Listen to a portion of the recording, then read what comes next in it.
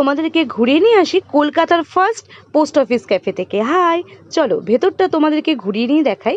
এই ক্যাফেটা কিন্তু 150 বছরেরও পুরনো হেরিটেজ বিল্ডিংয়ে রয়েছে, কলকাতার জিপিও বিল্ডিং। এই যে দেখতে পাচ্ছ কলকাতার জিপিও বিল্ডিং, তোমরা মহাকরণ মেট্রো স্টেশনে নেমে গেট নাম্বার বি দিয়ে এই ক্যাফেটাতে চলে আসতে পারো। এই ক্যাফেটা পার্সেল ক্যাফে নামেও পরিচিত। ভেতরের অ্যাম্বিয়েন্সটা অসাধারণ। এখানে ডাক টিকিট দিয়ে খুব সুন্দরভাবে ডেকোরেশন করা রয়েছে।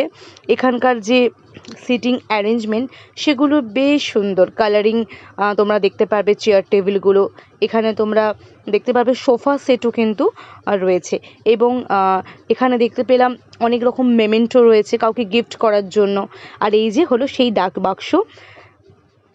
সিটিং অ্যারেঞ্জমেন্ট এখানে মোটামুটি যা দেখতে পেলাম 100 জন তো বসতেই পারো।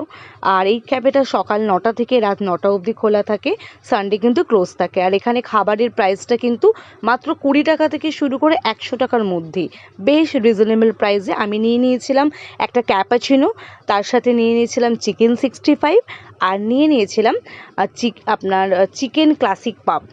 ক্যাপাচিনোটা কিন্তু বেশ খেতে ভাল লেগেছে আমার।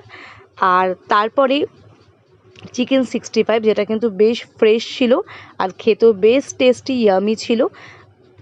আর এছাড়া এরপরে খেয়ে নেব ক্লাসিক চিকেন পাপ। ক্লাসিক চিকেন পাপটাও ভেতরটা বেশ দেখলাম চিকেনে কিন্তু ঠাসা ছিল এবং বেশ ফ্রেশ ছিল। ওভারঅল কিন্তু আমার খেতে ভালোই লেগেছে সব কটা আইটেমই। তারপরে অ্যাজ ইউজুয়াল কিছু ছবি তুলে নিচ্ছিলাম। তারপর তোমাদেরকে একবার একটু দেখিয়ে নিই বিল্ডিংয়ের বাইরের অংশটা, বেশ কিন্তু অ্যাস্থেটিক, ছবি তোলার জন্য পারফেক্ট। টাটা বন্ধুরা, পরের ব্লগে আবার দেখা হচ্ছে।